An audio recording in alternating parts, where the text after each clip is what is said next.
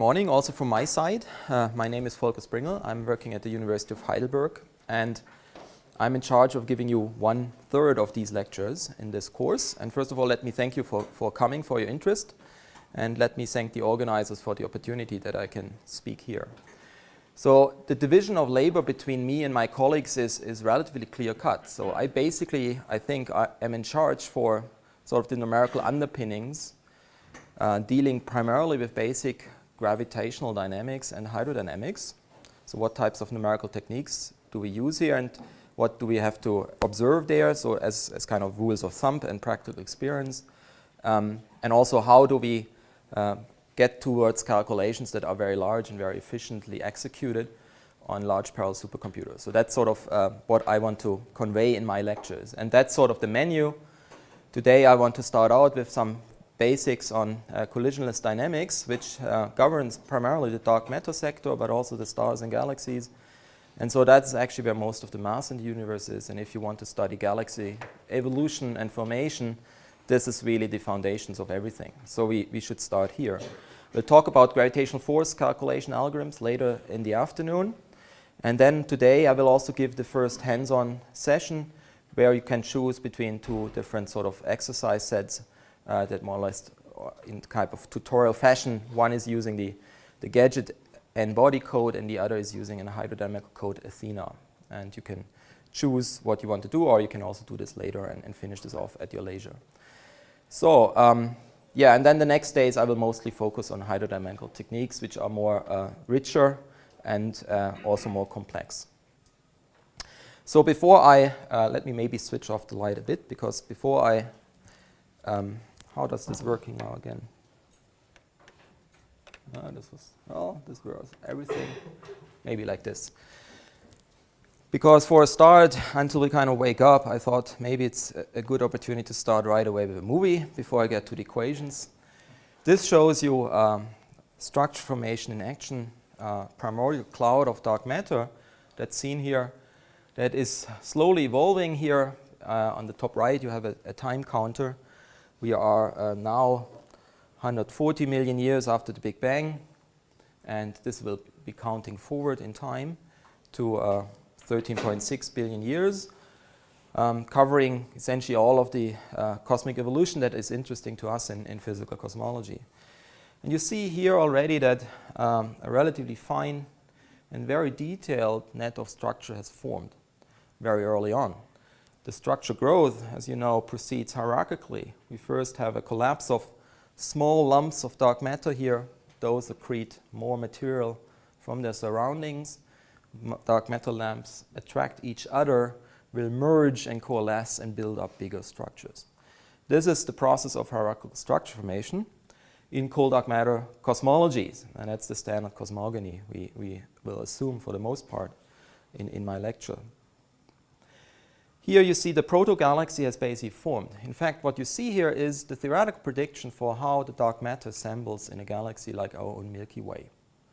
This is going to make, at the end, a large halo, a large pile of dark matter, which is the Milky Way galaxy, or has the same size. It's not exactly the Milky Way, obviously, but it has the same size as the Milky Way. And so that is the structural complexity underneath the dark matter dynamics in the Milky Way.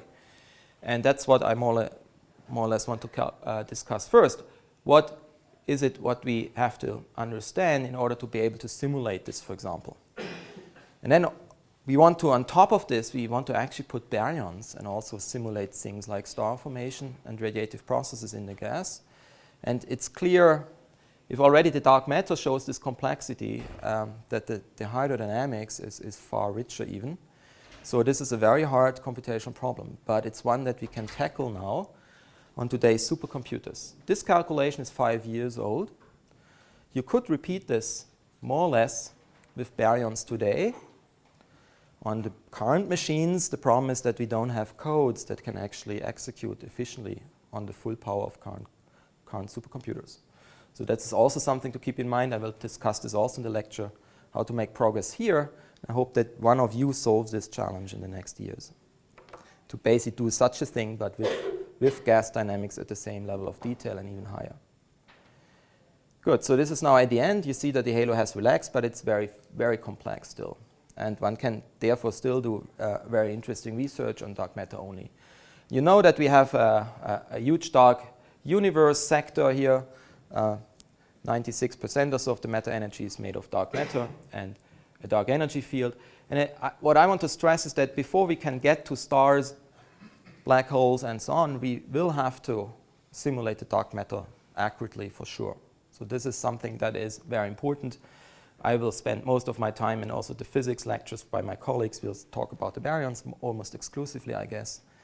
But the dark matter dynamics is actually not so easy either, and you have to get this right if you want to form a galaxy realistically, say, in a simulation. So that's why I want to start out with basics of collisionless systems. And just to recall this, what is it actually that makes a system collisionless, right? For this, you have to consider what happens if two gravitating masses pass each other. Suppose, for example, this little mass flies with some velocity past some impact parameter b past another mass. And if this is fast enough, then the deflection here will not be very large, and we can approximate this as a straight line. And we can ask, okay, what will be the change in the transverse momentum of this mass? You integrate then the force, the transverse force along this path.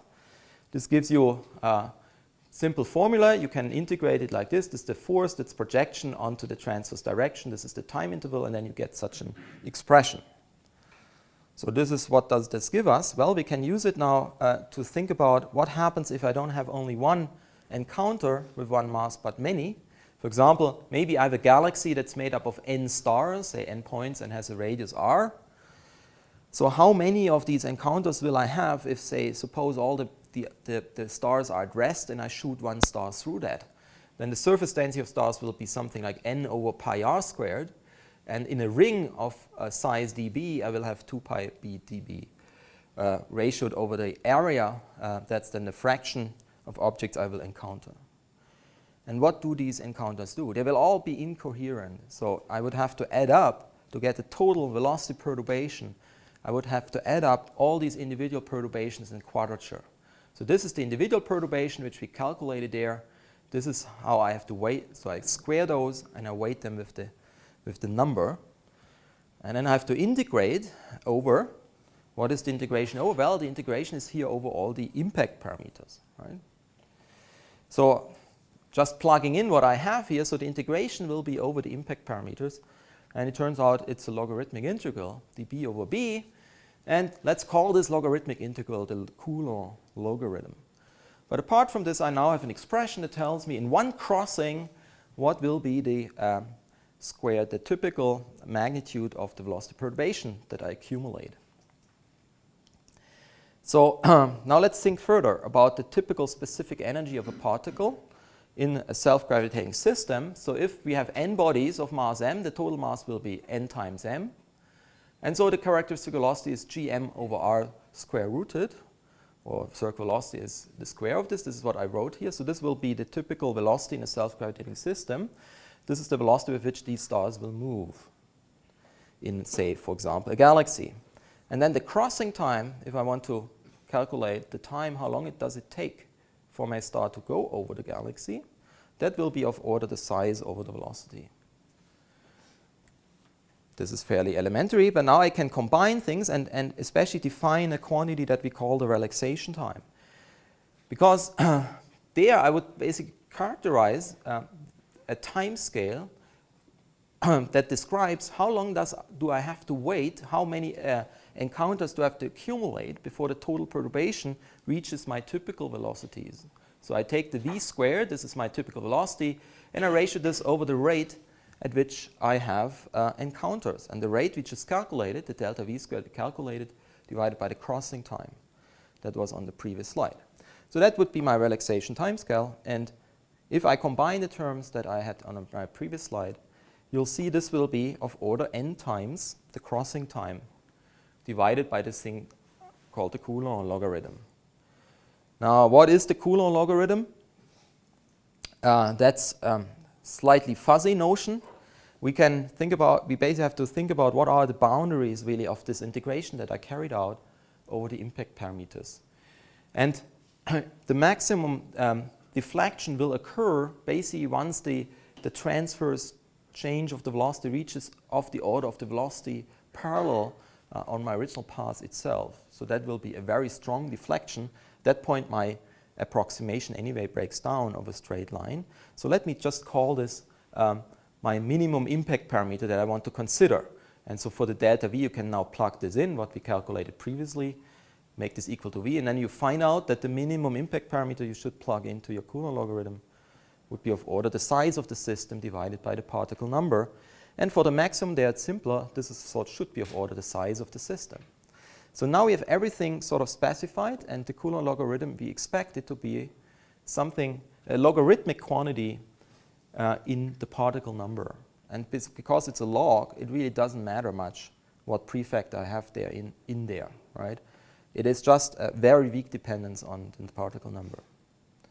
Combining things, we have still the basic result that the relaxation time is basically n times the crossing time, modified by this Coulomb logarithm, which takes the order log n. Now, with all this discussion, what does this really tell me now? Let's look at a few systems. For example, a small, say, globular star cluster has maybe 100,000 stars. If you look how big it is, maybe 3 parsecs, typical velocities in this object would be 6 kilometers a second. You find out the crossing time is maybe half a mega year. Now, even if you multiply this with the particle number to get now the relaxation time, you'll see this is a small, relatively small quantity still, right? So this compared to the age of the universe. So this is a collisional system, and stellar encounters are important for the evolution. That's how you need to compare this. You need to compare the relaxation time with, say, the lifetime of the universe, and if over that time scale relaxation time is short, then these encounters actually matter. But in galaxies, we have 10 to the 11 stars, for example. Here the crossing time is something like, say, the dynamical time of a galaxy is about 1/10 of the Hubble time. The size of the galaxy is maybe 1/10 of the Vera radius, and that gives you about 100th of the Hubble time as crossing time.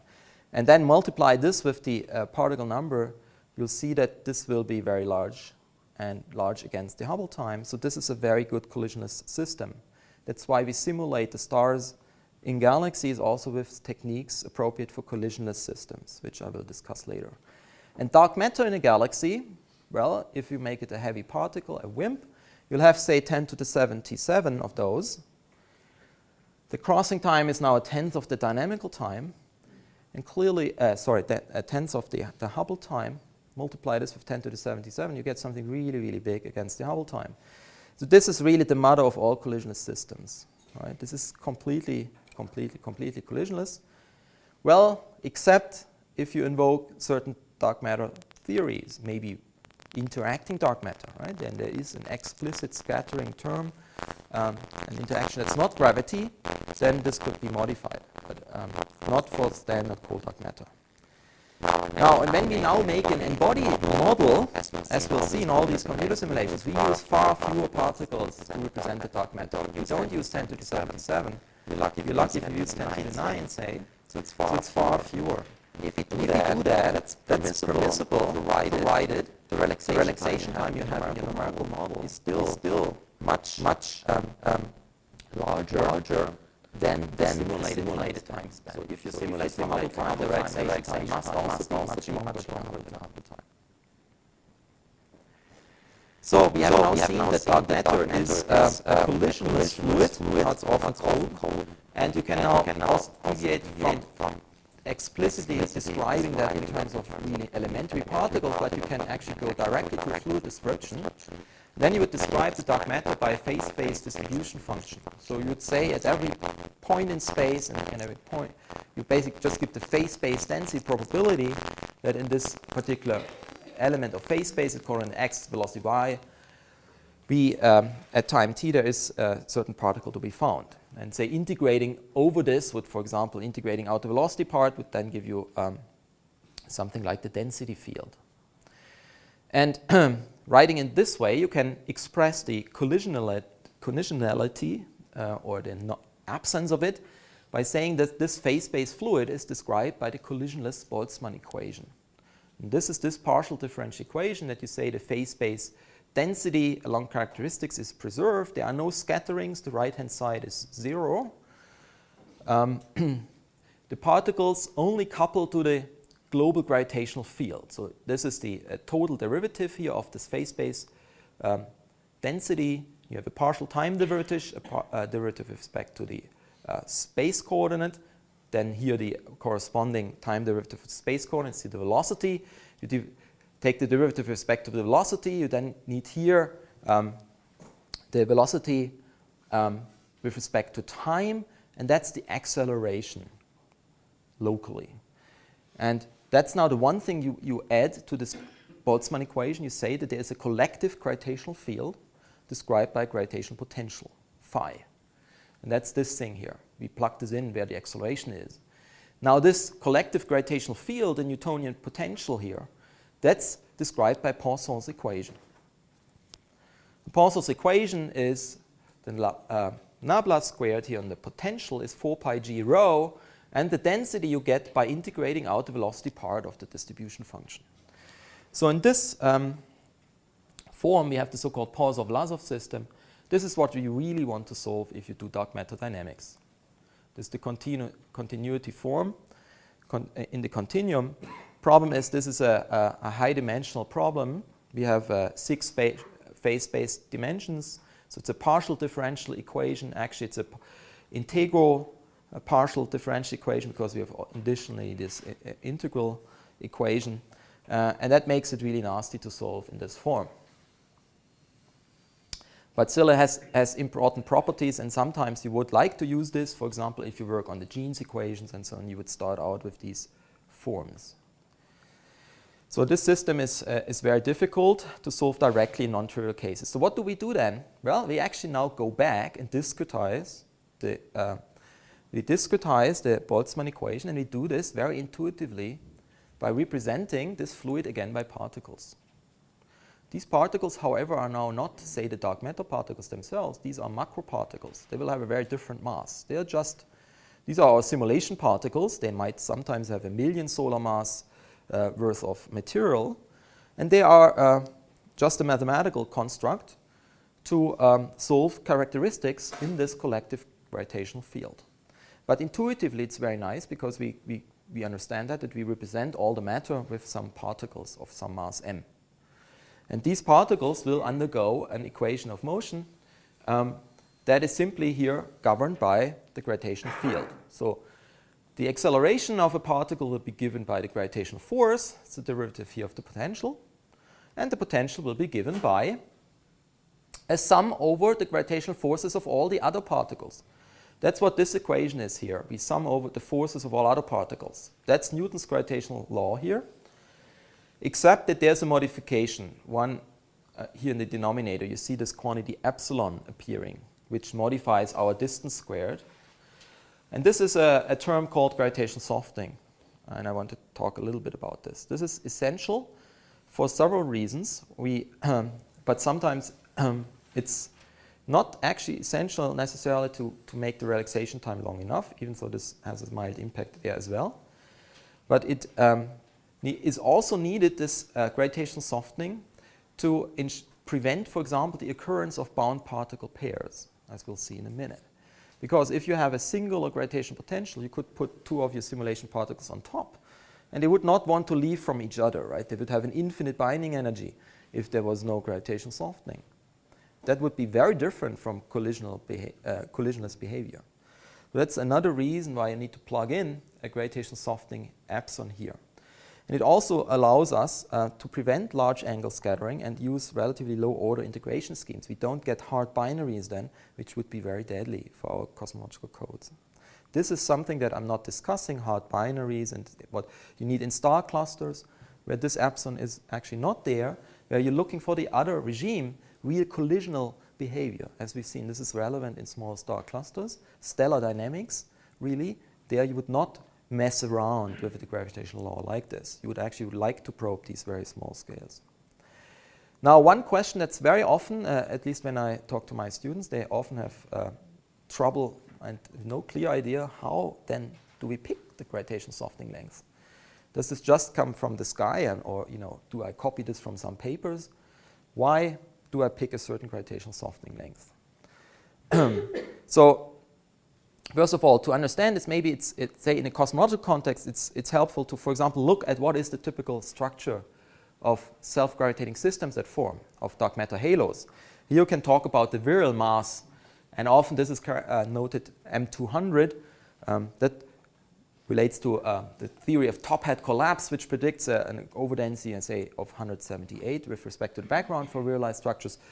In simulation, it's convenient for various reasons to round this up to 200. It's often done. And then one says the viral mass of an object is the mass enclosed in a certain sphere of radius r200. And inside this sphere, the density is 200 times the background density, or 200 times the critical density of the universe. So let's write this then down. 200 times the critical density times the volume of this sphere, 4 pi third r200 cubed.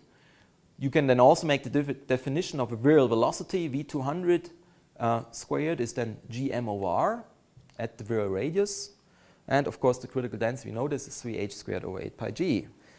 When you combine this, you can actually write a one-parameter family of these viral relationships, M200, R200, in terms of V200. And these formulae are very convenient because actually, for example, if you look at the second one expressing R200 in V200, you kind of know that because the Hubble constant is 100 kilometers a second per megaparsec, if you, for example, have a velocity of 120 kilometers a second, you know immediately the viral radius is 120 kiloparsec over little h, right? It's just the same number. You still have the little h in there, but this is one reason why theoreticians like to keep it, that you have the simple conversions between velocities and length scales. Anyhow, let's come back to our question of the gravitational softening length. If you look at the specific binding energy of a softened particle pair at vanishing distance, the way I introduced the softening was, remember, this epsilon at 0 lag. So if you make the distance 0, all you're left with is sort of, as a 0-point distance, this gravitational softening epsilon. And so the specific binding energy is then gm over epsilon. This is the velocity squared. Basically, this is the energy scale, specific energy scale that you need to take these particles apart if they're softened. In a real virialized dark matter halo, the typical energy per particle will be this V200 squared. And that's from these formulas something like this, 10 g h m200 to the 2/3. And now there comes the key point.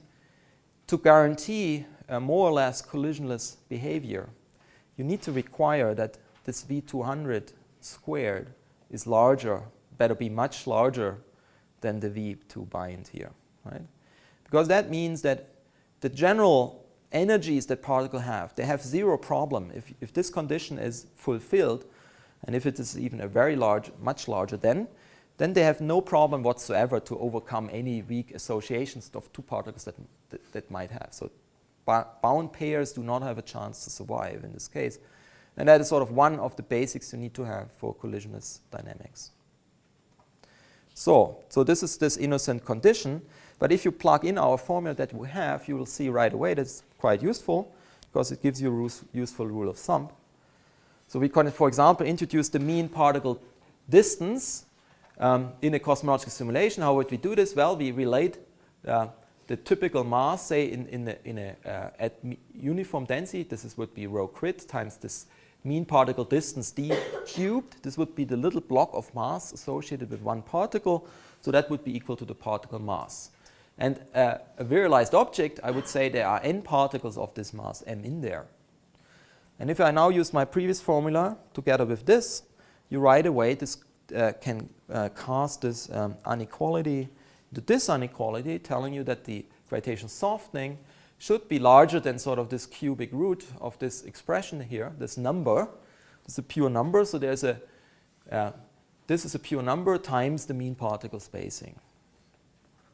So this pure number, now that depends, unfortunately, still a bit on the particle number. So if you're bold and argue, oh, I want to have a halo just made out of 5 particles, then this number would give you something like, oh, I should be above a 1/30 of the mean particle spacing.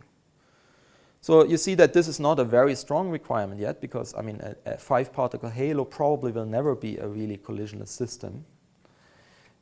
That's because the collective gravitational field is usually relatively discrete still. Right? You have to have a very strong softening so that they don't feel themselves individually. You can also look at the relaxation time again and the crossing time, and consider that in the dark matter halo, the crossing time is 1/10 of the Hubble time. That's our formula for the relaxation time.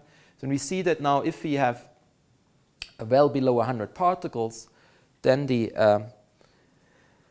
relaxation time will also be shorter than the Hubble time, and we certainly expect that such systems will be affected by relaxation. And combining this basically ends up at a rule of thumb that you should never go lower with the gravitational softening in collisionless dynamics than about a 40th to a 20th or so of the mean particle spacing. Then, objects with that sort of choice, you start to get plausible collisionless behavior approximately with objects of 100 particles or so or higher.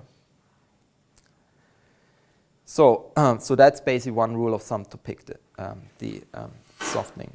Now let me talk briefly about the equations of motion that we want to solve actually in a cosmological equation.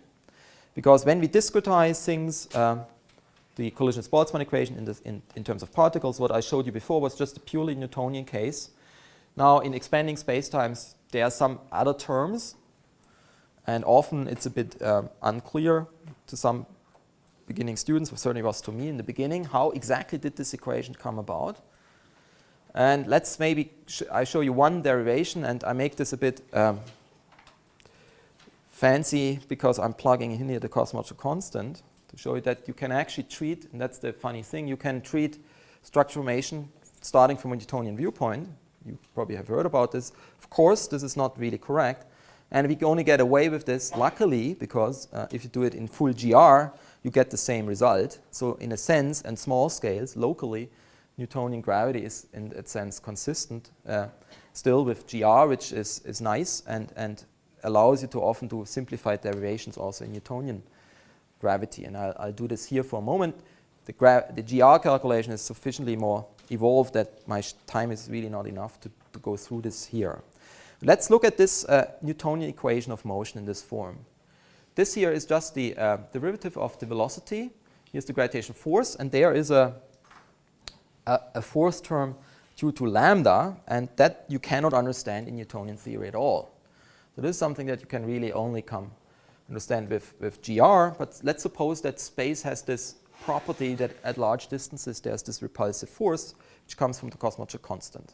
So let's just conjecture this at this stage. And then these other terms here, u is the physical velocity, and this is the convective derivative along the particle's trajectory, basically. And then the lambda is really a constant term. This is the cosmological constant term.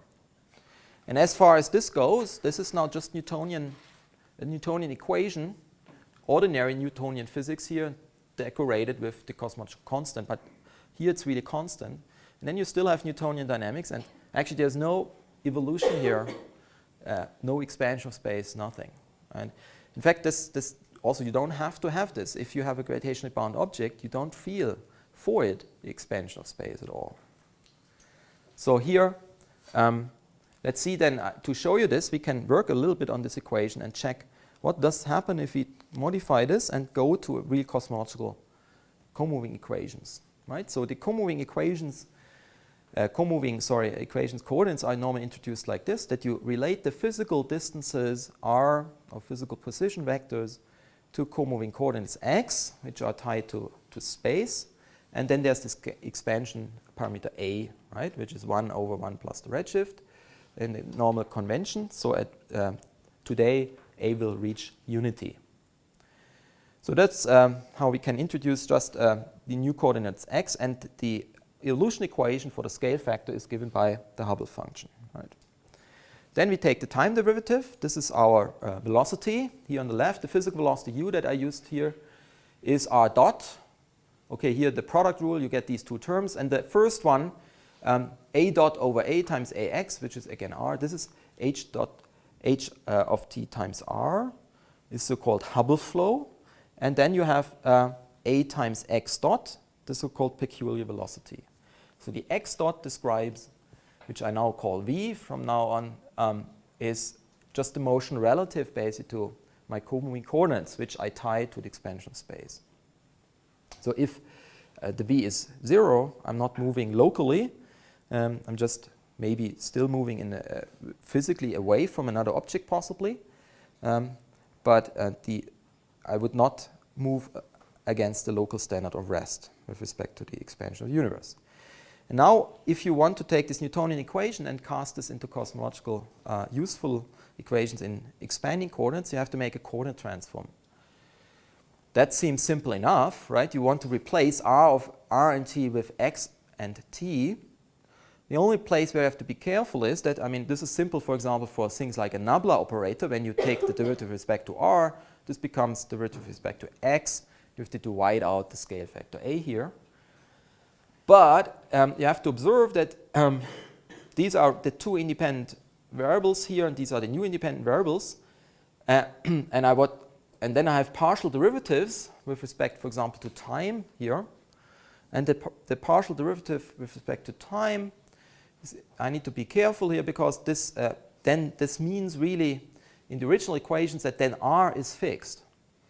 Right? So the partial derivative with respect to time really means implicitly that R is kept fixed. But if I keep R fixed and change the time, then there's an additional term that actually X. So I cannot just say I replace this with the time derivative with fixed X.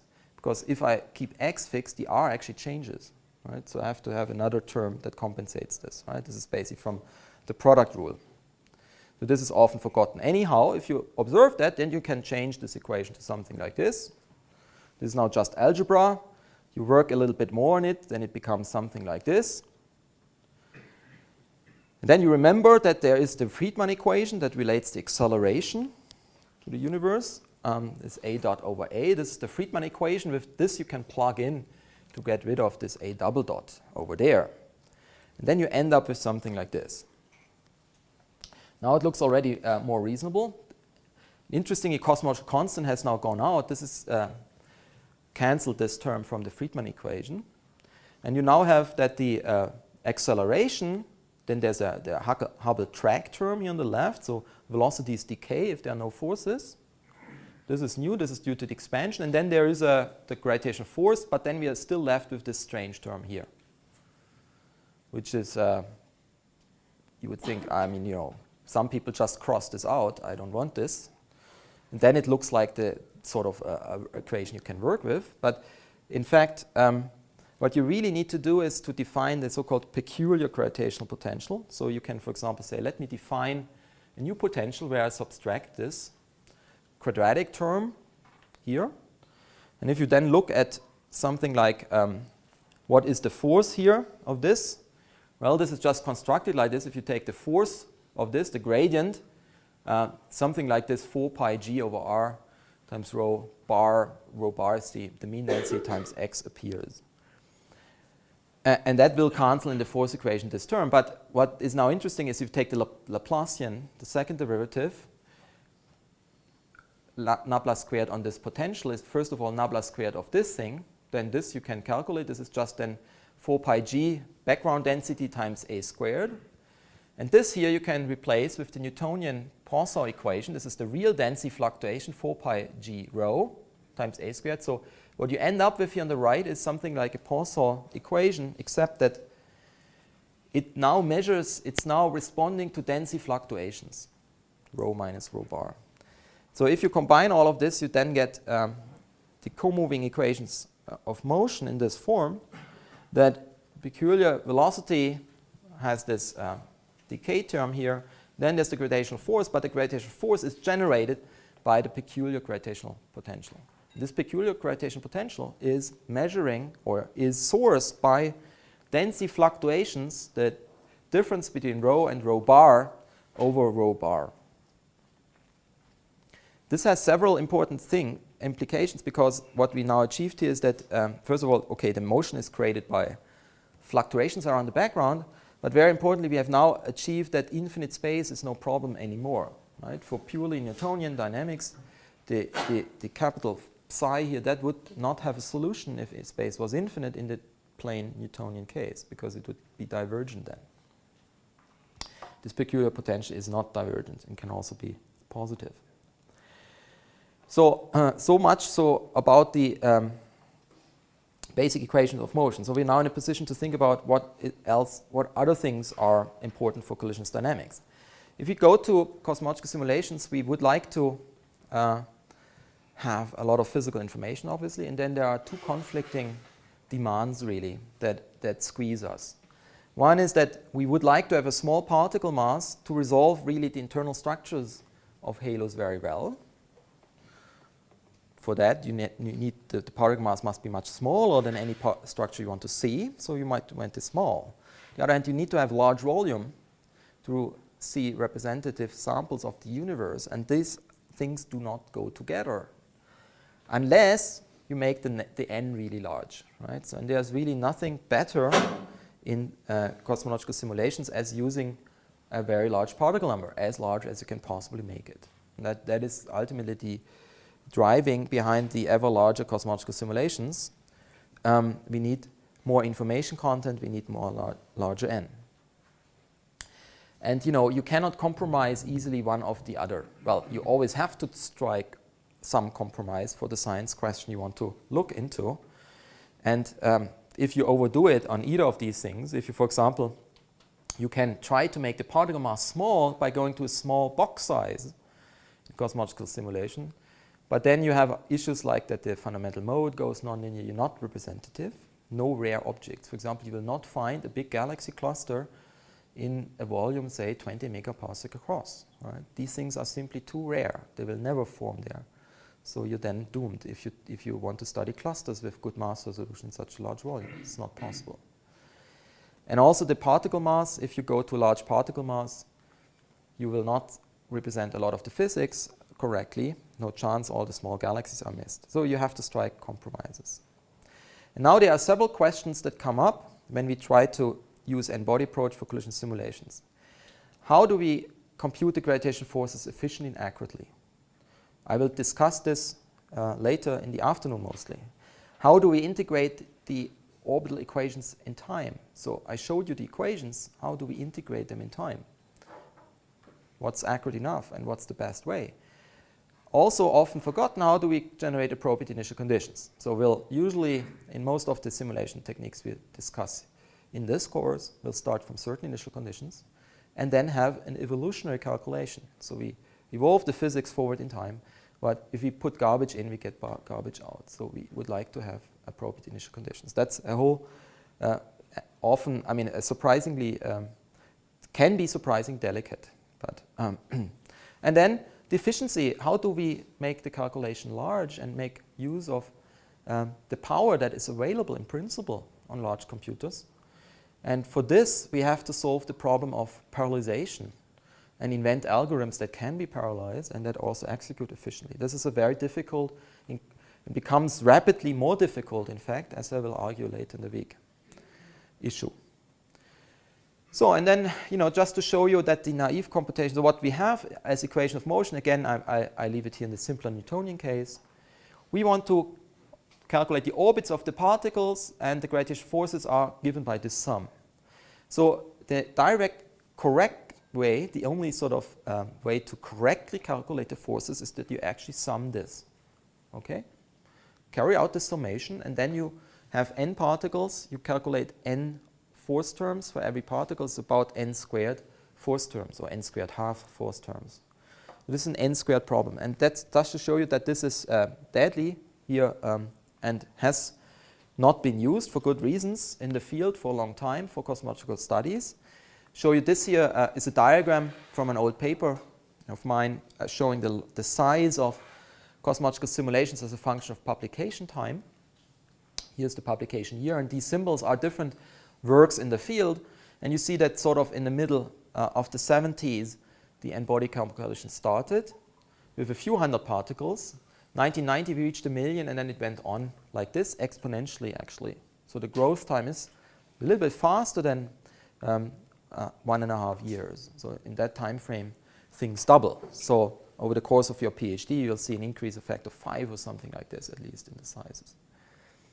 So, and the different colors here, they actually illustrate different algorithmic strategies to calculate this. And that you see this has changed over time. And there are still changes now currently. And direct summation, which has been used at the beginning, so really doing the sum correctly, is not really a good option. I show you this. For example, suppose you could do 1 million particles with direct summation, for example, on your graphics GPU cluster or whatever, and suppose it takes a month to do this calculation. It's about already painful time, but still doable. You do it in a month, and suppose you take the same code and then want to do the millennium simulation. 10 to the 10 particles takes you 10 million years. And that is the brutal reality of scaling. If you're not linear in the size of the problem, you're having this sort of scaling. And the Millennium XXL, which is a simulation with 300 billion particles, that is up there, would take 9 billion years. So you have to come up with new algorithms that do this faster. So this is the topic of my afternoon's lecture. Now I have to see, I mean, how much time do I still have? 5 minutes? 10 minutes now? 10 at least, yeah. 10? Okay. Yeah, we started a bit later, I guess. Don't want to steal time from Nick and Ralph. So let me talk a little bit then quickly in these remaining minutes about time integration issues. That is somewhat of a technicality too, but still important to understand the basic issues there as well. So generally, you can normally write our ordinary differential equations that we end up with. So once we have discretized the n-body system, fortunately, we don't have partial differential equations anymore. We have then a set of strongly coupled ordinary differential equations, and generically, you can write them basically such that you say that there is a vector of my quantities, and I know the time derivative of that vector, and then I want to solve this in time, integrate this. And even if you have a second order, here's an example, a second order equation, you can always rewrite it like this. So for example, here's a pendulum, alpha double dot, this would be the angle here would be this simple equation, minus GL over times sine alpha. You could, of course, write this in this form. You just define, say, your vector, the first component y0, say, is alpha. I make the second component my alpha dot. Then I see that the y dot in this form is just, again, a vector that I can express with these elements. So also second order equation has also this form, really, by introducing sufficient auxiliary variables. So we only really have to discuss first order equations then, so in time. And a numerical approximation to such an ordinary differential equation is a time series of state values, y0, so that would be our initial condition, and then we jump one time step to some y1, y2, etc. So these states describe the system at subsequent times, and that's our time series that we want to obtain. And then that's supposed to be an approximation then for the state, the real state of the system at this time, at the corresponding time. And there are many different ways of doing this. Now the simple thing is an explicit Euler method. You would basically Taylor expand this equation. You would say, okay, if I have the yn is my initial condition, and I then Taylor expand it, this would be yn dot, which is given by f of yn. I guess if I do this together, it makes this noise. Now I found this out. Okay, so far.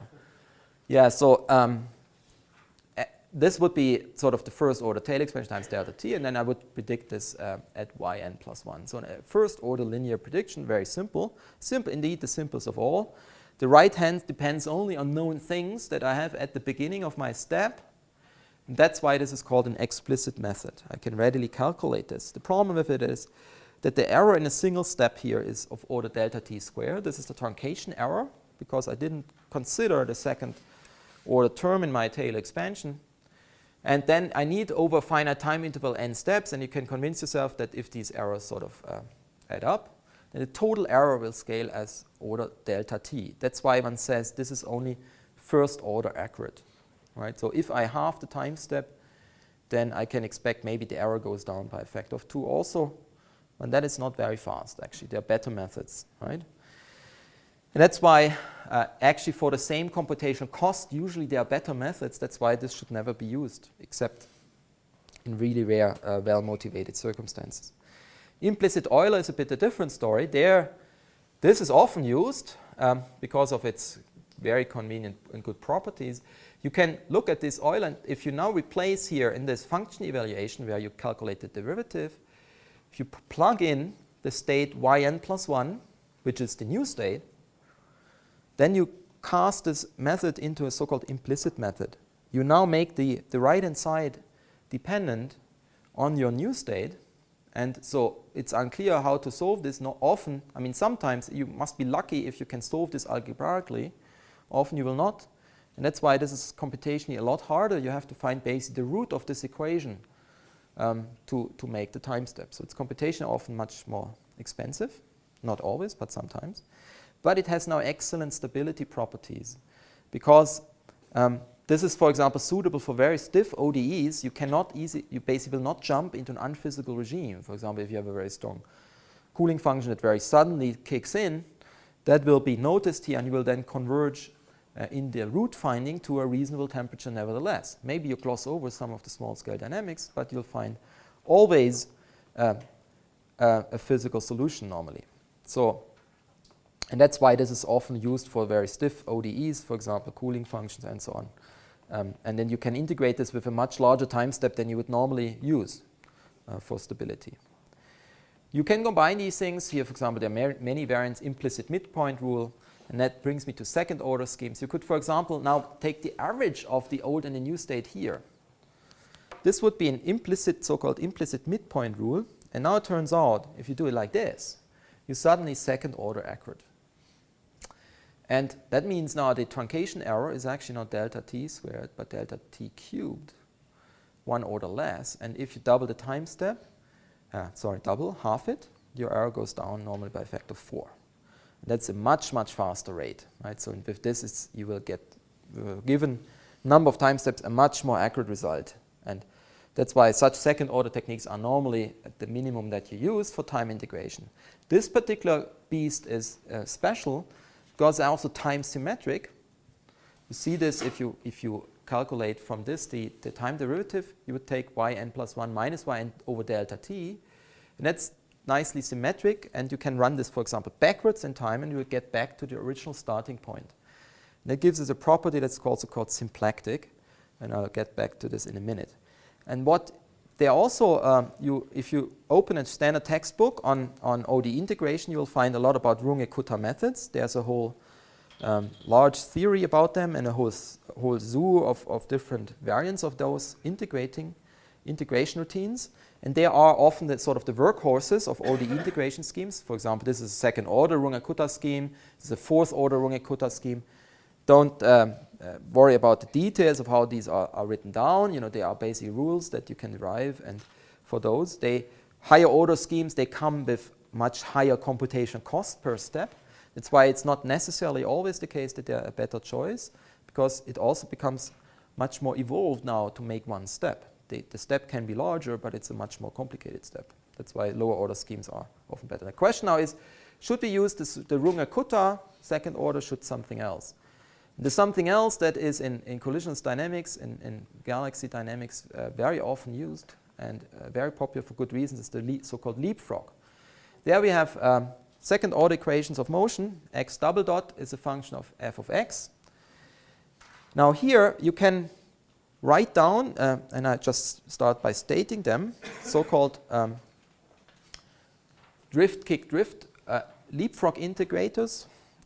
This drift, kick, drift would look like this. If I start from a coordinate x and a velocity v, I first would drift the particles by half a time step by changing then the coordinates to an x n plus a half. At these new coordinates, I would calculate the force. This would be sort of in the middle of the time step. F is here the force evaluation, and then I modify the velocities. I kick them by the force times delta t, or acceleration times delta t. To get a new velocity, with this new velocity you make another half-step drift. These drifts are obviously they're very cheap. The gravity calculation can be expensive. There are different variants of this kick, drift, kick. For example, you can modify this and say, oh, let me first calculate the force, kick by half a step, then drift a full step with the with the velocity in the middle of the step, then finish this off by another half step kick by first calculating force at the end. And so why is that interesting? Well, I claim now this is also second order accurate, which you can show by basically Taylor expanding this. It's also symplectic, and it's also time symmetric. And what is this with the symplecticity? Let me illustrate this here by a simple Kepler integration, which is also a Hamiltonian system. So this shows you here this ellipsis. This is basically in this orbital plane, a numerical integration of an orbit and here an ellipsis. The blue one is the real result. We start on this orbit. And after 200 orbits with this sort of time step choice in this highly eccentric orbit, my ellipse, my Kepler ellipse, has shrunk substantially. Right? This is why what you see it has shrunk. This was integrated with a fourth order Runge-Kutta scheme. Right? So you would think, ooh, fourth order Runge-Kutta should be pretty good. And now you do with the same step size as for this fourth order Runge-Kutta, you do a second order Leapfrog.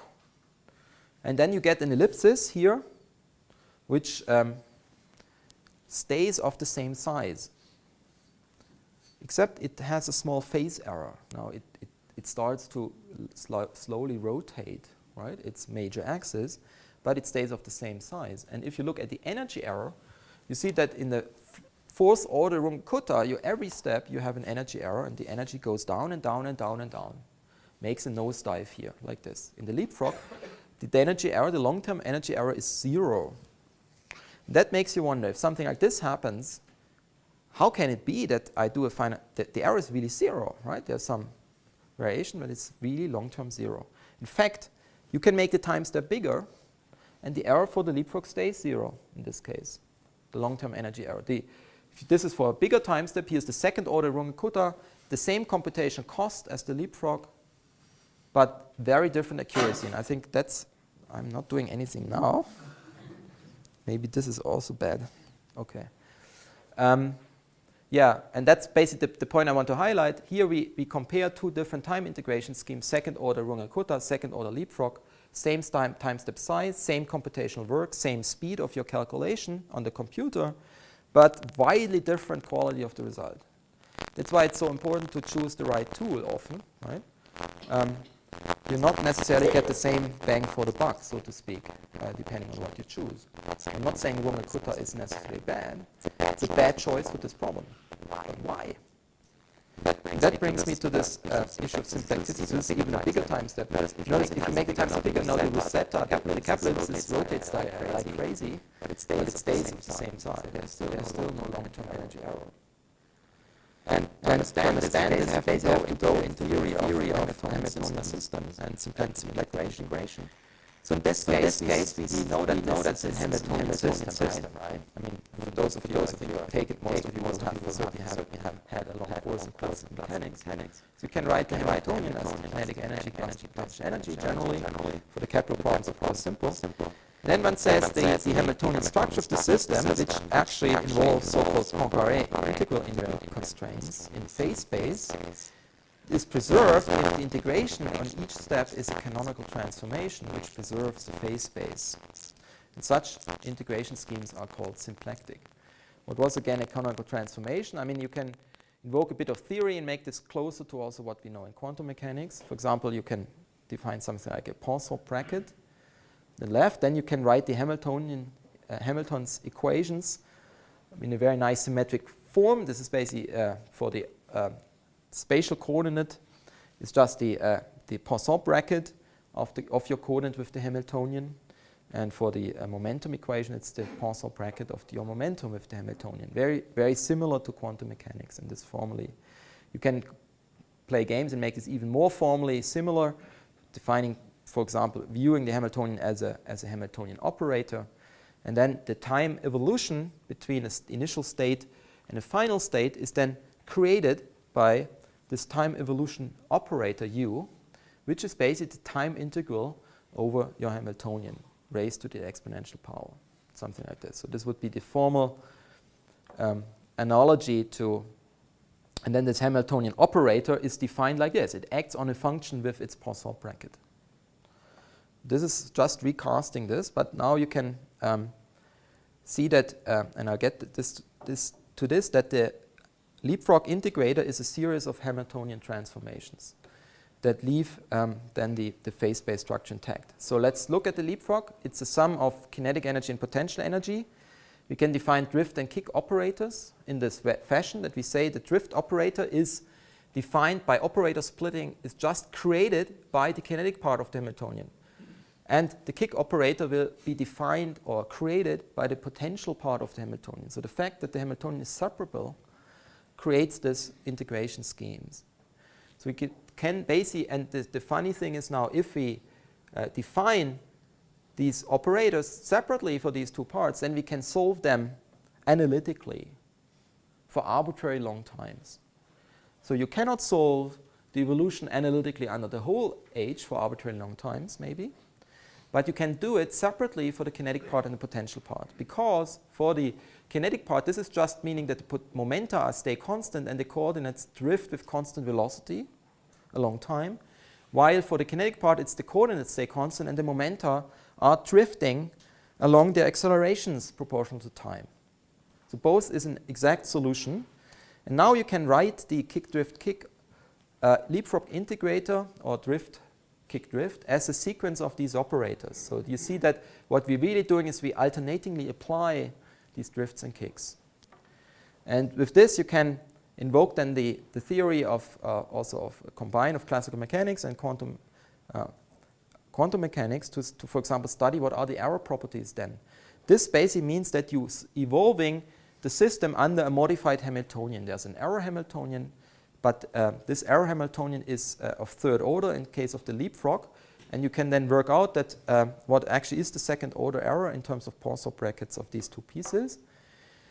And the key thing is that every little step in this integration scheme is actually an analytic solution to a Hamiltonian problem. And that means that the Poincaré phase space invariants are observed. That's why such an integration scheme is symplectic and why it has no long-term energy error, right?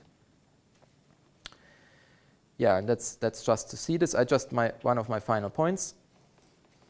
In practice, it's then, unfortunately, after all of this preaching about the goodness of symplectic integration, in practice, you often then use a variable time step. Now, this actually breaks this again to some extent and destroys a lot of the goodness of it. If you change the time step size every step, then the symplecticity and time is largely lost. Why? I'll get back in a minute. And interestingly, then you also find a difference between the DKD and the KDK variant. One of them has an error. If you look at the energy error for one of them, the energy error is 4 times larger than for the other. Here's another case that makes you want to, okay, I have the same computational cost in both. Which one do you pick now? Right?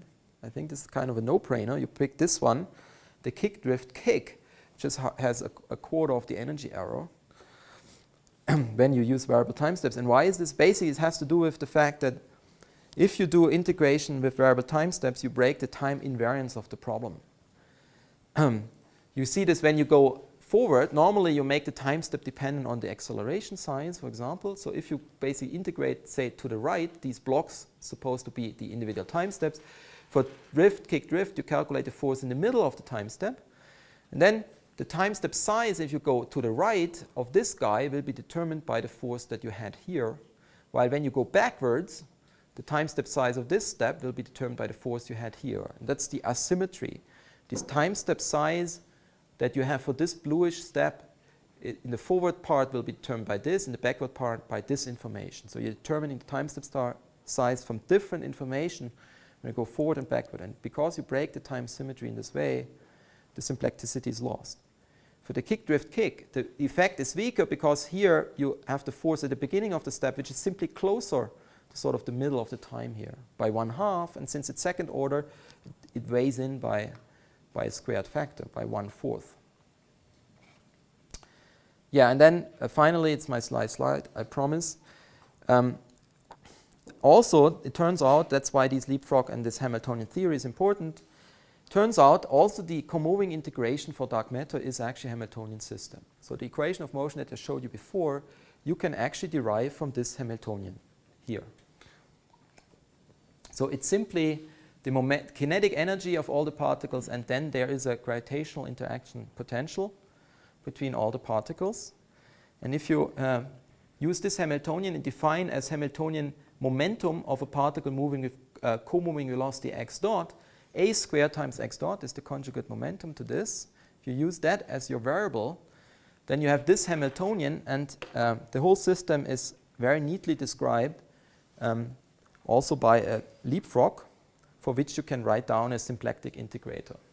Because you can analytically solve this evolution under the drift and the kick, except that now there's a part appearing which is a small integration over the Hubble rate, over the time step. But this is just a prefactor that you can do analytically. Or, well, you can do it analytically for Einstein de Sitter. For a lambda CDM universe, you need to do a small numerical integration. But in principle, that's not a problem. Right? So you can do symplectic drift-kick-drift integration for dark matter as well. And yeah, so I think I leave it with this. I'm sorry that I've taken longer. Are there any questions about this part of the lecture?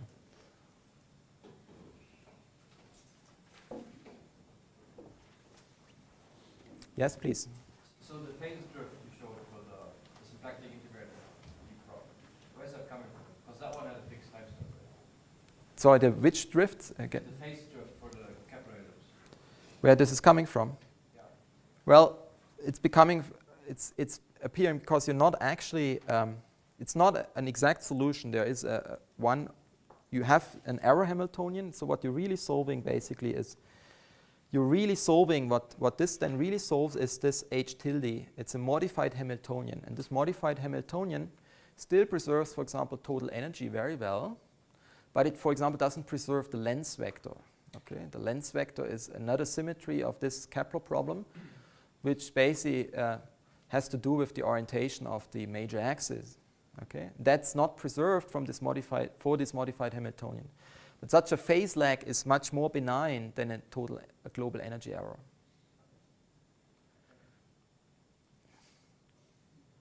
Yeah. Could you please explain one more time why that gravitational softening parameter was needed in that potential equation? Okay. Yes.